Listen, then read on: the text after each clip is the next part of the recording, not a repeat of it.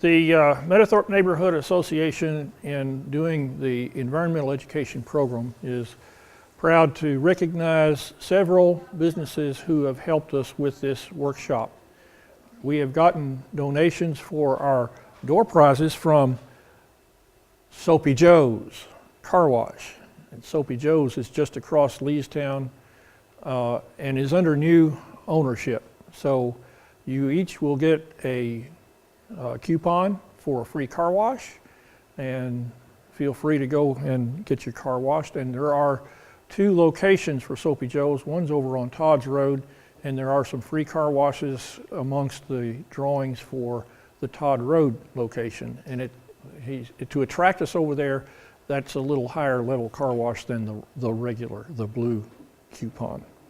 The next business that's helping us is 5 Star Exhaust and car service at the corner of just across from Burke on the other side of Leestown.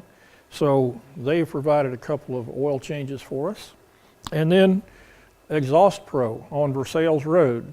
I use them to get my oil changed from time to time, and they've provided a $5 off oil change for everybody. So you'll have one of those.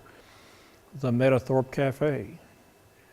Joe Collins has provided us with a $20 gift certificate, and that'll be among the prize drawings. And our last business that's helping us is the AMCO transmission, owned by Drew Filchek.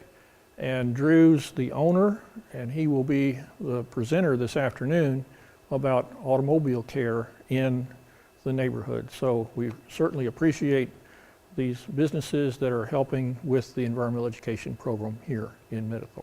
Esther is with the Division of Waste Management and is a guru of the 3 waste streams. As Shelby said, I'm Esther Moberly with Waste Management. Waste Management is part of the division of the Department of Environmental Quality, part of the city. Our commissioner is Cheryl Taylor, and now the department is called Environmental Quality and Public Works because they joined that. But let's get to it. And at your home in this neighborhood, you should have 3 containers because we have 3 waste streams in Lexington. We send material to 3 different places and 3 different, and they're managed 3 different ways. You should have a Herbie, which is the green one, and that's for trash. A Rosie, which is the blue one, that's for recycling. And the gray one, which this is the hen is the mascot, is the Lenny, and that is for yard waste. And this is what they look like. And we ask that you place them on the curb a little separate from each other, so that way our automatic truck, the arm truck, can capture or grab each one of them. It doesn't matter what order you place them in. This is the map of the city. If you have all 3 containers, 3 trucks will come to your house during your day of collection, and we figure on the morning that this neighborhood here is you guys, and it's on Thursdays. So 3 trucks will come to your house, 1 for the Herbie, 1 for the Rosie, and 1 for the Lenny. And this is what happens to them. The Herbie is for for household waste, it's for trash. And the truck, when it's full, it goes to the transfer station, which is on Old Frankfort Pike. The garbage trucks come in to this facility. First they get weighed, come into this facility and dump their material in the floor here. And then these bulldozers push the material into the back of this large 18-wheeler truck. And that truck is the one that takes the material to a landfill. We don't have an open household waste landfill in Fayette County, so we send our material to other counties. And we pay a tipping fee to send the material there. Here's the list of the landfills that we use, although we did not use Frankfurt's in 2010, but we sent things to Stanford, Williamstown, Moorhead, and Irvin. Let's see. Landfill-bound waste should be bagged inside your Herbie. It's only for household waste or things that cannot be recycled or composted. If you have bulky items, you can go ahead and eat. Well, I don't mind. If you have bulky items, mattresses, furniture, things that don't fit in your Herbie, You can place them on the curb besides your Herbie, but not leaning against it. If you place it leaning against it, when the truck with the automatic arm picks it up, sometimes it can't lift it, or everything that you have against the Herbie will fall over. So we ask that you place it on the curb beside it. If you know that you're going to have mattresses or white goods like a appliance or furniture, large things, it's best if you call 311. Let's call and tell them ahead of time. Earlier we were talking that if the drivers also, if they come to your house and see that you have a mattress, they're also supposed to call it in so the mattress trucks knows to come pick it up. Any questions about trash so far? Your other container, the rosy, the blue, is for recycling. And the material gets picked up and goes to our recycling facility, or what we call the MRF, Municipal Recycling Facility. And you put all your recyclables inside the rosy, mixed in, or what's called commingled. And I didn't talk about this earlier, but in Fayette County, we are the only county, or the first county in the state, to offer commingled recycled material, meaning that you don't have to sort it. I live in Nicholasville, in Jessamine County. I live in Wilmore. And there, actually, I have an old rosy in my house that Wilmore bought from the city of Lexington. And it still has the black containers inside where I have to sort my stuff. And it says property of LFUCG on it, which I think is kind of funny. But Fayette County is the only community, or the first community, that started offering commingled recycling. And then in July, when we installed new machines in the recycling center, we started accepting glass commingled inside your rosy. Other communities that are now bringing the material to us for us to sort are then now offering commingled recycling, like Danville and Nicholasville, Anderson County, Frankfort, Franklin County, and there's a couple more. So we're starting to even change what other communities around us do. It's a flyer that tells you what is recyclable, what is not. First, we can start with cardboard, just cardboard boxes, packaging boxes, gift boxes, pizza boxes, shoe boxes, anything that's brown or gray in the inside can be placed inside your rosy, and we ask that you put all your cardboard inside of it. Also, fiberboard or box board, which is like cereal boxes, cracker boxes, Pop-Tart boxes, those kind of boxes can go in. The only exception is boxes that have been refrigerated, or like for frozen pizzas or for pop cans. Those kind of boxes have a waxy coat on them, and they are not recyclable because of that waxy coat. Cans is for the metal, so we only accept steel cans, aluminum cans, and aerosol cans, from hairspray or cleaners. Bug spray, that's a metal can. If it's empty, you can place it in your rosy and it's recyclable. If you have aluminum foil, you can stick it inside an aluminum can and we will recycle it that way. If you put it loose, it just gets lost for the most part and it never gets where we want it at the end. Pie cans or pie pans, that's hard to say, made out of aluminum could be placed in your rosy also. But other metal items like pots and pans, knives, car parts, stuff like that, are not recyclable through the rosy. You can take them to the recycling center to put in the metal scrap. So what happens to all of the material that can't be recycled that ends up at the facility? If it ends up at the recycling center, it gets pulled out and landfilled if it's not recyclable through our program. What happens is that and the other side of your flyer, we have a list of all the things that we really don't want, and they cause such a bigger problem to us than the yogurt containers. So we are emphasizing those more than the yogurt containers. People put metal car parts, tanks, machetes, stuff that could injure our employees or could break the machines. So if we do get lots of yogurt containers, and some will end up getting recycled, mixed in with the others, but most of them will get thrown away. I'm sorry, you that lids and caps Yeah, they're a different type of plastic than the bottle. Yes. We are in the process of hiring a new, this is a new position, a commodities marketer person who will start, his or her job will be to find more markets for these plastics. So hopefully things like yogurt containers or margarine tubs or those styrofoams, things like that, we will start accepting them. But really there's not a market in this area in the United States. There's not a company that will take them and do something with it. Close by, I guess I should say. With plastics, like we were talking, water bottles, drink bottles, soda bottles, juice and milk jugs, detergent, bleach bottles. Any bottle like that with a small mouth is what we will want. So like peanut butter jugs or coffee containers with a wide mouth are not recyclable. So sorry. It has to do with the chemistry. It has to do with the way that plastic was manufactured and the chemistry of it and what temperatures it takes to melt. And is it made by melting the plastic enough to make it liquid to pour into a mold or to be stamped? And it has all to do with different chemistry of the plastic. So, but keep tuned. We will hopefully can start adding more plastics. Plastic film and styrofoam is not recyclable.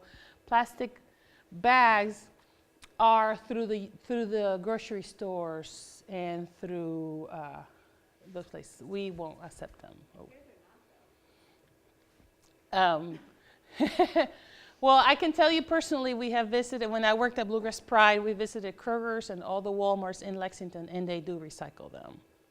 They have. That's a rumor. Yes, yes. They have, at least Walmart's, they have a compactor in the back, or no, a baler in the back of their stores that creates what they call a sandwich bale, where they put cardboard at each end, and then they put in the middle plastic bottles, they put paper, they recycle the hangers, books that they don't sell, and then all the bags that they collect from the customers, and they create this bale, and then they send it to a company that their job is to service all the Walmarts in the United States and recycle those things. So we don't end up with that material. They end up to their recycler. Paper, just any type of paper, white paper, colored paper, calendars, envelopes, phone books, which we were talking earlier how you get 5 or 6 a year, no reason. You can place those in the Rosie. Brown paper bags, notepads, even envelopes with windows on them, things that are stapled, brochures, shredded paper. The shredded paper is best if you put it in a bag, a clear bag or a brown paper bag, so it doesn't get loose and you lose it all over. Flyers, magazines, even if it's glossy posters or anything like that, that is recyclable now. Glass bottles are recyclable now. You can put them, inside your Rosie and commingle it. Any glass of any color or a jar of any color. More specific on cardboard, all cardboard should be placed in the Rosie. If it's too much of it or it does not fit, then we ask that you flatten it and bundle it and tie it and place it beside the Rosie, or that you flatten it and put it inside other boxes and place it by the Rosie, and we will pick it up that way. If it's a large box, like a refrigerator box or a large box, then we ask that you cut it by 4 by 4, a more manageable size. And to please take out all the packaging material and styrofoam out of the box. We get a lot of boxes on the curb from a computer, let's say, and all the styrofoam and the peanuts still in it. That our guys don't have the time to separate that. And you can take all of the styrofoam, et cetera, to FedEx or someplace like that, right? Yeah, the peanuts, yes. They will, FedEx or the Brown store, UPS, they will reuse them, yes. So what happens to it? Well, here's one of our recycling trucks. It picks it up with an automatic arm, and it takes it to our facility, the Murph facility on Thompson Road, which is off Manchester. which we talked earlier. If anybody wants to tour the center, we are glad to do it. It's best if you guys get organized and have a small group and just call me and we will schedule it. But here's the truck dumping into the tipping floor. That tipping floor, the building itself holds about 600 tons of material, which is about how much we get a week. And it's all mixed together. And the recycling center, basically, the job is to sort it and get it ready to prepare it to send it to the companies that will do something with it. Oh, sorry. So here's the bulldozer on the other side of that building, picking up the material and putting it into the drum feeder, that green machine. That machine will fluff it. I need to learn a more technical word than fluff it. But it aerates it. When it's in the truck, our trucks are called compacting trucks, so the material gets squished in. So this material needs to separate some of it. It has teeth at the bottom, so it shreds some of the bags, and we do get material in bags. And it makes it ready to go into the conveyor belt system, and this is how it's going up into the system. And this is the first pre-sort where it falls in, and these guys are with their hands picking out materials that shouldn't go in there. So, for example, this chute is for trash. So whenever they find something that's trash, they put it in there, and it goes out into a compactor that's for trash. This container here is where they put plastic bags. All these are for hard plastics or other things that they take out of there. Yes, but at this spot, they're not looking for yogurt cups just yet. They're looking for, we get bags of yard waste, we get all those chairs, baskets, wicker stuff, toys. So that's what they're looking for. They get syringes, they get, for some reason lately, they've been getting diapers. So that's, yeah. So I'm always very nice to these guys. From there, it goes, after those guys, it goes to a screen that makes the cardboard go on top and goes to then the cardboard falls into a bunker. The rest of the material falls down to this conveyor belt that sends it to this area here. And these screens are sorting out paper. And then people, there's 2 layers there. People pick out things that are not paper, and the paper falls out on the floor. The rest of the material falls down to another conveyor belt that goes to this machine, and that machine will sort out the glass. It does it by looking for small particles, because by then the glass has broken into little pieces. And the glass then goes out in this belt out, and before it goes out, it goes through a magnet that picks the lids and the caps, like from the bottle caps and stuff like that. The rest of the material goes to another machine. By then, we should just have plastics and metal cans left. And that machine flattens everything. So when we have illegal things or things that shouldn't be in there, that machine gets jammed a lot. And then they send it to this. The machine flattens everything or perforates. It's called a perforator. So if it has some liquid in there, it gets drained out, and it goes into this machine, and this machine is an optical sorter, and here's the material going by it, and over here there's little lasers that reads the density of each bottle, each item, and there's a little puff of air, and what it's looking for is jugs or PET bottles, water bottles, that kind of thing. So it will sort those out. And then the rest of the material goes to this line over here, and these guys are sorting out hard plastics like Tide bottles, aluminum cans here, and steel cans here with a magnet. And what's left, most likely the yogurt cup, it goes into a compactor at the end. These 2 right here for aluminum cans, we're in the process of buying what's called an eddy current. Aluminum is not magnetic naturally. The eddy current puts a negative charge on the can that makes it attractive or be rejected into a container.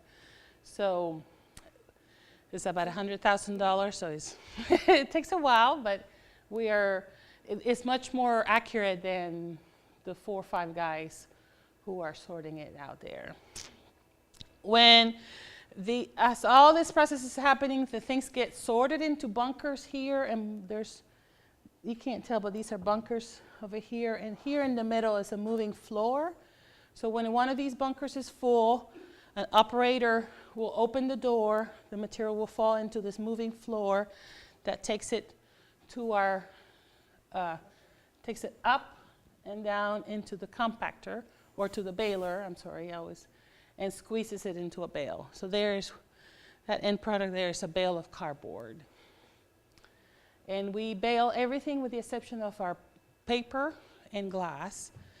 And those bales are get ready then to be shipped in the back of big trucks to companies.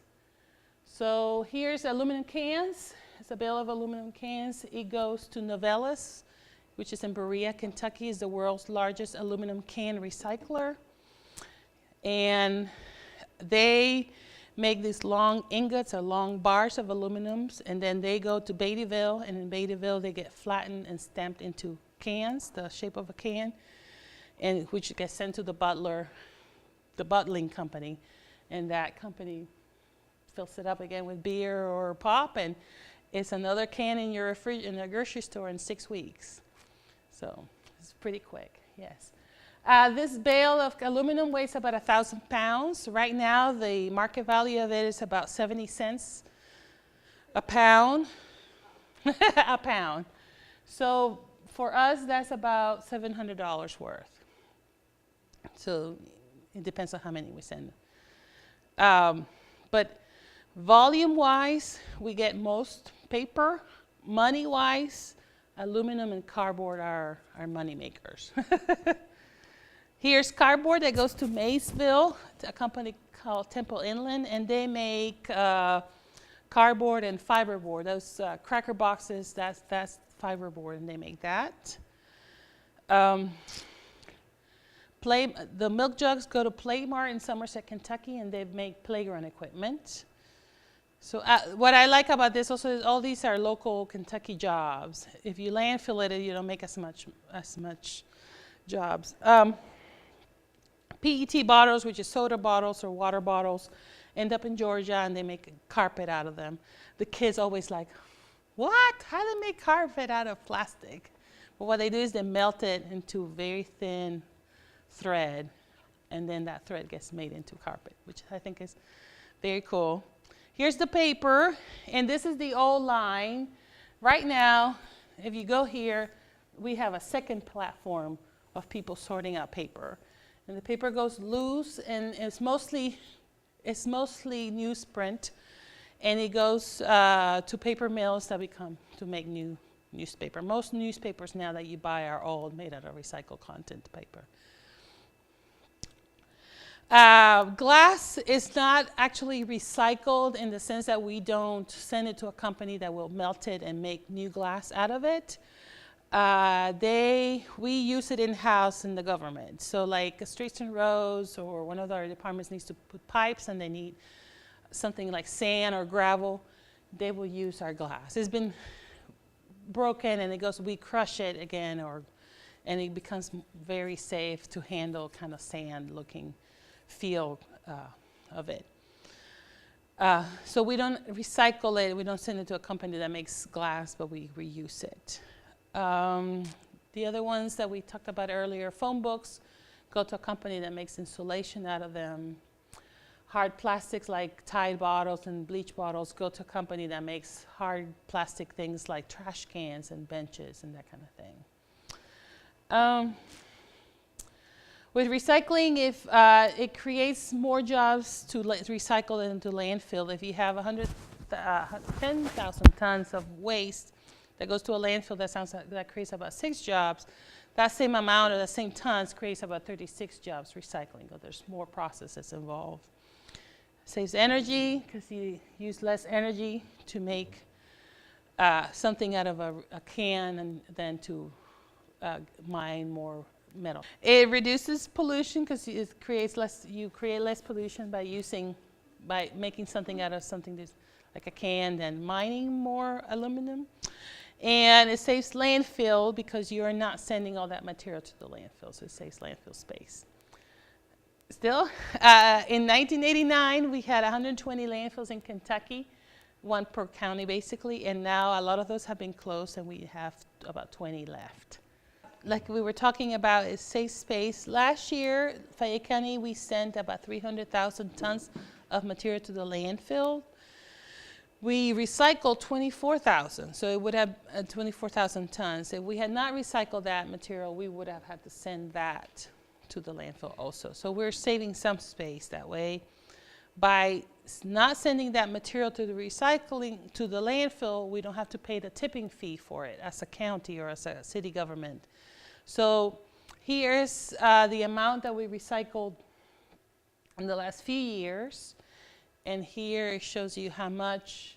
I took that amount from the previous slide and multiplied it by the tipping fee, which right now is about $28 a ton for the city.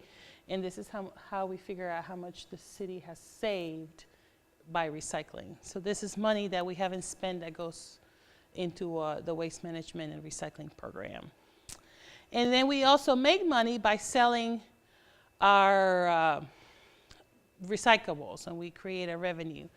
And earlier I explained, as you see, it has gone up every year. In 2010, though, we were closed. The recycling center was closed for about a month and a half, so we did not get the revenue of that material. We were installing new machines. We installed $3.5 million worth of new machines. That's the perforator, the optical sorter. That's how you can now put glass in that big building that holds the 600 tons.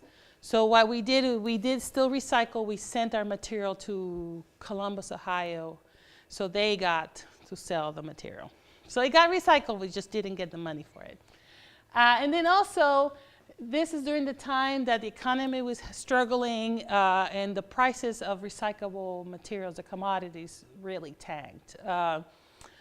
Cardboard now you can get about $120 a ton. Then you were getting 20 to 30 cents a ton. Plastics you were getting 60, 70 cents a ton. Then you were getting 2 or 3 cents a ton. So even though we had the material, this is because the economy had struggled.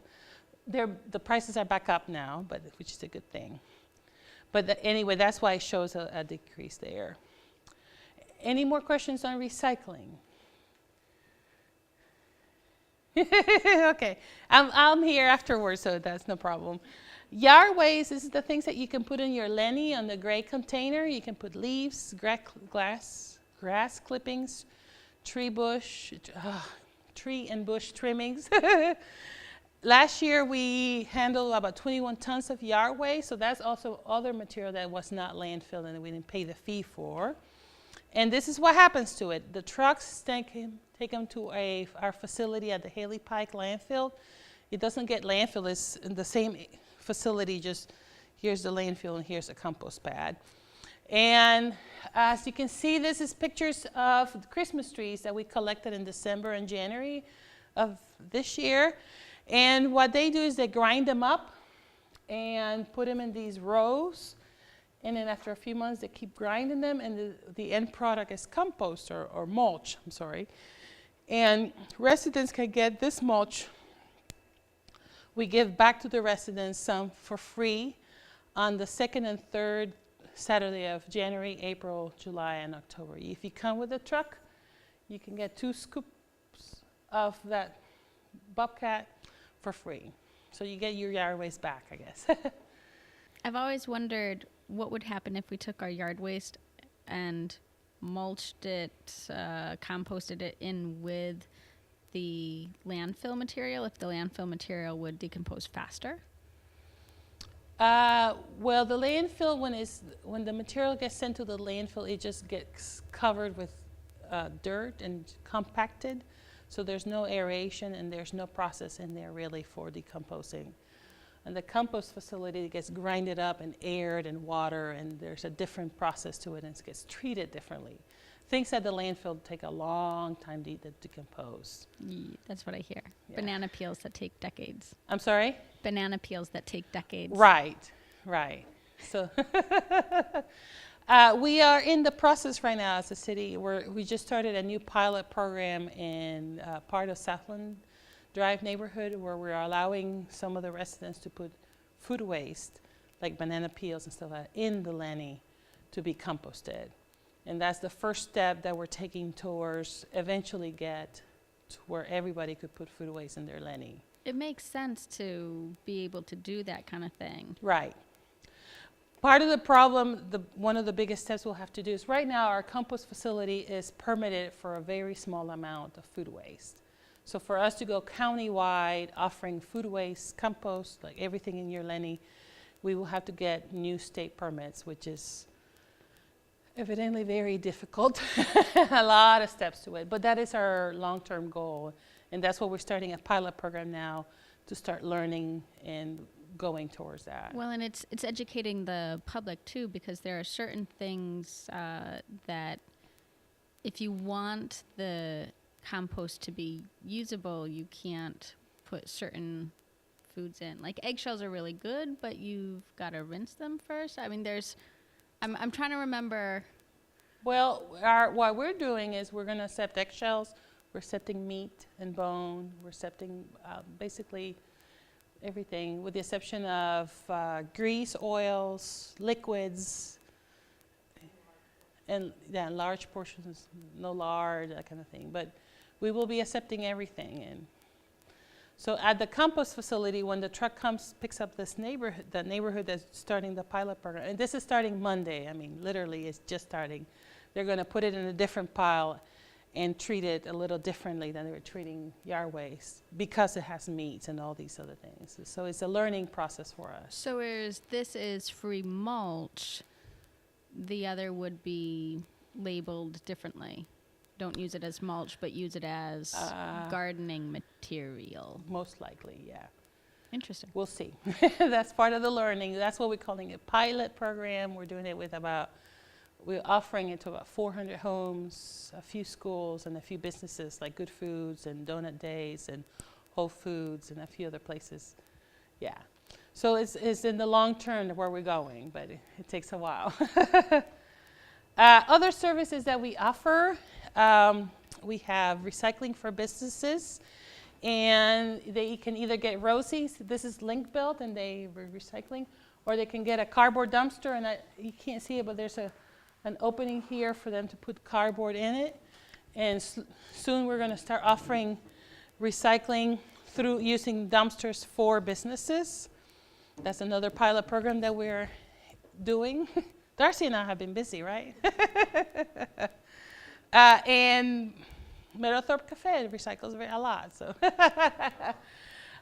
we also have these drop-off centers throughout the city, mostly for people who don't have city service, so they can get a Rosie at their home, or also for people who live outside of Lexington but work in Lexington and bring their recyclables to us. It's just like a gigantic Rosie. You can put everything that you put in a Rosie in there, not bagged, not sorted. And then we empty them 2 or 3 times a week and recycle them just like the things that are inside the Rosie. You've gone to Good Foods, there's like 7 of them back there. I was gonna ask where the locations are. It's on our website on lexingtonky.gov/recycle. The ones closest to here are Good Foods. There's one at Sam's, Lansdowne Shopping Center, the one at the recycling center. There's one on Thompson Road. I look at that list every day. That's right. There's one at Athens, that schoolhouse, antique schoolhouse store. But there's a list on our website. We do electronic recycling. If you have TVs, VCRs, cell phones, microwaves, radios, all those kind of things, you can bring them to the electronic recycling center, which is on our Versailles Road. And also, you can take long fluorescent light bulbs, and we dispose of those properly. And the other things get sent to a company in Ohio that takes them apart and recycles the electronics. That's a free service. Yes? Would you address compact fluorescents? Yes. Earlier, we talked about CFL, so the curly Q compact. Somebody said that they had taken them to our electronic recycling center, and the guys had accepted them. They're not supposed to. They have mercury in them, and we don't have permits to handle mercury. The correct thing is to take them to Home Depot, and they have a recycling program for those compact fluorescents. You shouldn't put them in your trash either, because if they break, they do have mercury in them. So hopefully you don't have to replace them very often, because they're supposed to last longer.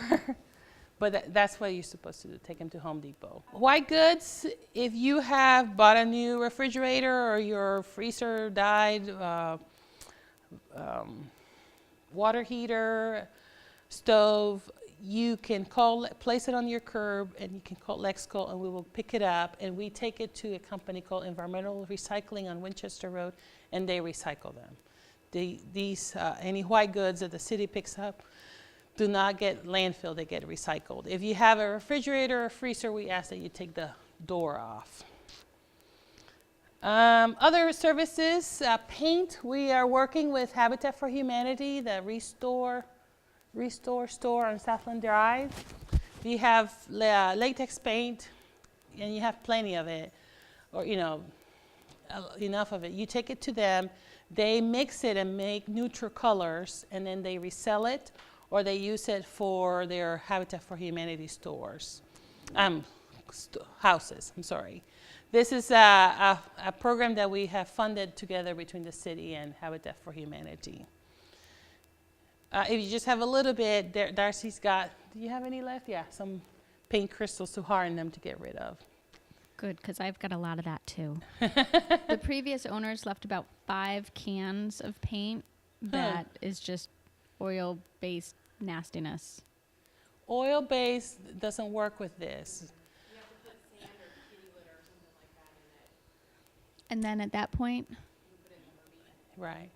Or you can wait until the city has another household hazardous waste day, and we will take them.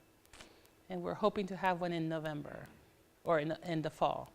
Hoping is a big. I just took some paint to the Restore, Yes? and I had an oil base, and they said, take it back, we don't want it. Okay. You're 'Cause right, it does not work in what they're doing, and they can't handle oil-based Right. paint. No, they have to So- pay a company to get rid of it, so they don't want it because they don't have the money to pay for it. So just hang on to it, and the next household hazardous waste event, take it to that. Tires, anybody who has city service can place out 4 tires a year on the curb, and we will pick them up free of charge. They have to be off the rim. And we were talking earlier, these do not get recycled, they just get disposed of properly. Then we do have a landfill in Fayette County that is open. It used to be a household waste landfill, and then they closed that part or sealed that part, and then on top of it, we are doing accepting construction, demolition, and debris stuff. So shingles, there's a demolition of a building, concrete, drywall, those kind of things. Anything that doesn't rot, basically, is the stuff that we will accept there. That is the same place where we have our compost facility, so they also accept brush from residents. So if you're doing a lot of landscape, you can put it in your truck and take it to them, and there's no charge, 2 truckloads per resident per month. But that's something always good to ask. For example, if you have a landscaper, you can ask them, what are you going to do with this stuff? And hopefully they'll say, oh, I'm just going to take it to the compost facility. Or some of them take it to Con Robinson, which is another local composter. The environmentally friendly thing will be to compost it. What you don't want to hear is, oh, I'm just going to take it to the transfer station and landfill.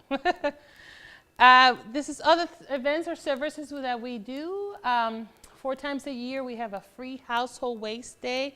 This is if you have a lot of stuff that you want to get rid of. You can take it to the transfer station to be landfilled. But 3rd Saturday of January, April, July, and October, you can take it to the transfer and get rid of it for free. There's no fee there.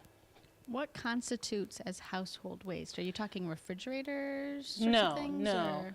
things that you wouldn't compost or recycle, wet trash, plastics that can't be recycled, just normal stuff that comes out of the house that wouldn't be chemicals or wouldn't be hazardous.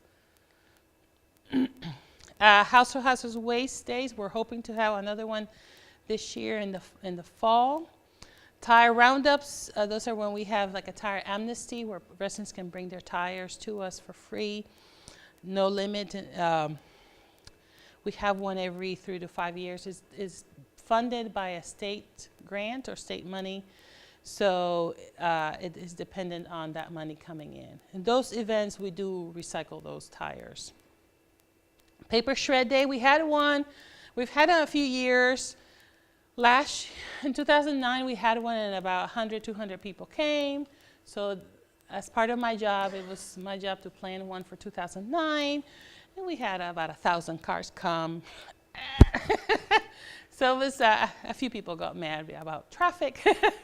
So to alleviate that a little bit, we're going to start having one every month on the 4th Tuesday of every month from April to November. And in November, we'll have one on a Saturday, a big one on a Saturday. So hopefully some people will take advantage of the monthly ones so the line on the big November one won't be as big. But we do that together with Cintas. Cintas shreds the paper and recycles it. We collect the boxes that people bring their material in, and we recycle the cardboard boxes. Loan the Box is a service that we also offer if you're cleaning out the garage or the attic and you're just going to throw away a lot of stuff. You can call Lexco and request a Loan the Box. We deliver it for you. It's about a 10 cubic yard box. You put your stuff in it. Next day we come pick it up and dump it for you. So it's a way, if you don't have a truck or you don't have a way to get all this large material into the land to be dumped, we do offer that service. And then we help with events who are trying to recycle. Arbor Day refers to the bluegrass, races, festivals. We offer services to help recycle through events. Other things to dispose of, you should have gotten another flyer that talks about other ways, that gives you ideas or suggestions. CFLs that we talked about, take to Home Depot.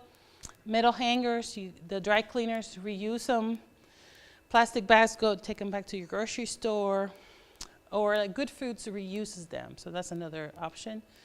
Furniture and clothing donated instead of throw it away if it still has any value. Goodwill, Habitat for Humanity. Is the Catholic Action place still open? No? Okay. Anyway, all these places that resell stuff as a way to help them. Books, you can take them back to the local library. Here in the local library, we'll accept them and sell them sometimes. Or the International Book Project, they will send books overseas. It's a great place to get rid of books like college books or textbooks. And reusable batteries, you can take them to Battery Plus and they will recycle them. And then just other suggestions about reduce or reusing, try to think about that. Using both sides of the paper. My mom always used the envelopes, the back of envelopes as grocery list pads. Using email or electronic stuff instead of printing every memo. Buying recycled, using reusable cups. Using condiments for large dispensers instead of little envelopes of little packets of ketchup. Donate equipment and furniture, and then recycle printer and toner cartridges through companies like Cartridge World or even Best Buy. They have programs now to do that. And then last but not least, this is what's next for us as a city, or as a department, or I always forget a department, yeah. Or division, I'm sorry. This is what we're working towards. Our goal is to become zero waste, or to have a zero waste goal, to be as close to zero waste as possible. It will be impossible to be completely zero waste, meaning not sending anything to the landfill. That's not truly possible, but we want to strive to get very close. We want to increase our recycling rate and participation. We want to increase the type of things that we accept for recycling And that's one of the reasons why we're hiring have this new position. We're working towards accepting food waste and compost it. We're looking at trying to recycle things like the shingles and concrete and drywall. All those things are recyclable and there are markets for it. We just need to figure out a way to do it. And then continue educating our residents to want to reduce their waste. Any other questions? Alrighty.